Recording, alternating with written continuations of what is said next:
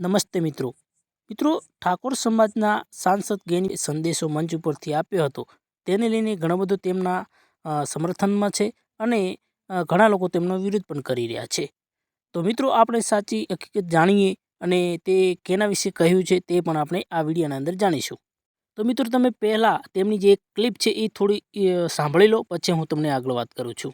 અને આ દશા માનાથી વર્તો કરીને ઘરેની દશા બિહારવાની પ્રથા છે એ કોઈ પણ બેન દીકરીએ દશા માના વર્ત હવે કરવાના નહીં। ત્યાં ભુવાનું ને એનું જો ને એ કંટ્રોલ બારું છે, પણ મહેરબાની કરીને કોઈ ભુવામાં ફસાતા નહીં। તમારું જે કર્મ છે એનું એ છે અગત્યનું છે, જેવું કર્મ કરશો એવું ભોગવશો।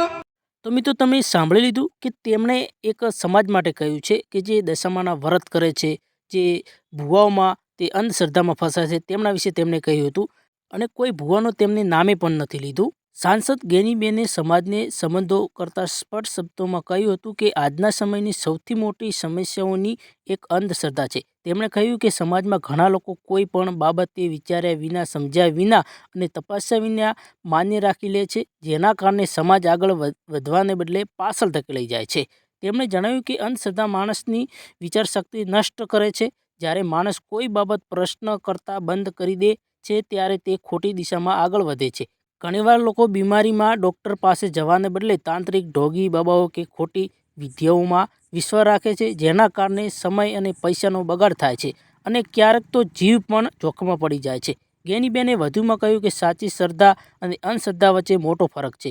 ભગવાનમાં વિશ્વાસ રાખવો ખોટો નથી, પરંતુ કોઈ ખોટી માન્યતા, ડર અથવા અફવાના આધારે નિર્ણય લેવો કે અંધશ્રદ્ધા છે કે ભગવાનને માણસની બુદ્ધિ આપી છે તેનો ઉપયોગ કરવો જોઈએ। તેમણે સમાજને અપીલ કરી કે દરેક વ્યક્તિએ શિક્ષણને મહત્વ આપવું જોઈએ। શિક્ષણ સમાજ પ્રશ્ન પૂછે છે, સાચું ખોટું ચકાસે છે અને પછી નિર્ણય લે છે કે વિજ્ઞાન અને તર્ક આધારિત વિચારધારા અપનાવવાથી જે સમાજમાં ફેલાવી અંધશ્રદ્ધા દૂર થઈ જાય છે। ગેનીબેને ખાસ કરીને યુવાનને સંદેશ આપ્યો કે તેઓ સોશિયલ મીડિયા પર ફેલાતી ખોટી માહિતી, અફવા અને ભ્રમમાં ન ફસાય। કોઈ પણ વિડીયો, પોસ્ટ કે સંદેશ પર વિશ્વાસ કરતા પહેલા તેની સાચા તપાસવી જરૂરી છે। યુવાનો જાગૃત બનશે તો સમગ્ર સમાજમાં બદલાવ આવશે।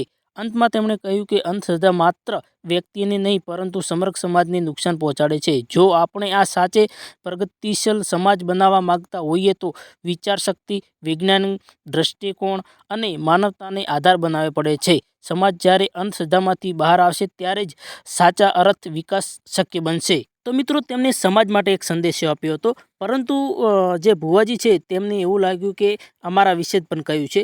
તો પહેલાં તમે આ ભુવાજીનો વિડીયો જુઓ, પછી હું તમને આગળ જણાવું છું। આજ વિડીયો જોયું છે ને, હમણાં 5-10 મિનિટ જ મને બતાવ્યું છે, ભરતજીએ જ બતાવ્યું। એટલે યમના મારી ચેલેન્જ છે, બધા દુનિયાના ધૂણી જૂઠા નહીં, હું કાળું હીરાની 32 ની મેલડી ધૂણું છું। તમારા ડોક્ટર અને તમારા જેટલા જેટલા નેતાઓ હોય એટલા બધા લાવો ને, દુઃખ બંધ કરો 5 મિનિટ માટે, તો મને ખબર પડે કે હું દુનિયામાં દેરું જૂઠું છું।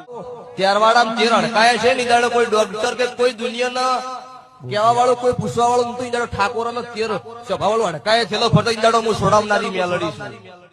તો મિત્રો તમે આ ભુવાજીનો વિડીયો જોયો, તેમણે કોઈ વ્યક્તિનું નામ તો નથી લીધું, પરંતુ તેમણે કહ્યું કે જે આ ગામના અંદર તેરવાડા કોઈ ગામ કરીને કહે છે કે તેના અંદર હડકાય થયેલા ફરતા મેં તેમને જીવનદાન આપ્યું છે તેવું પણ કહી રહ્યા છે। તો મિત્રો તેના વિશે એક બીજો વિડીયો પણ સોશિયલ મીડિયા પર વાયરલ થઈ રહ્યો છે કે આ દાદાજી છે શું કહી રહ્યા છે, પહેલાં તમે સાંભળો। કાળુ ભગતની મેલડીના ભુવાજી અરવિંદભાઈ, ગેનીબેન ઠાકોરે જે મંચ પરથી આહવાન કર્યું હતું દશામાના વ્રત બાબતમાં અને દેવાળા ભોપાળા બાબતમાં, એ ઠાકોરને આહવાન કર્યું હતું, તમને નહીં। અને તમારા જેવા દેવાળિયા ભોપાળિયા તેમને લૂંટી લે છે, તેમ છતાં તમને મરચા લાગી ગયા।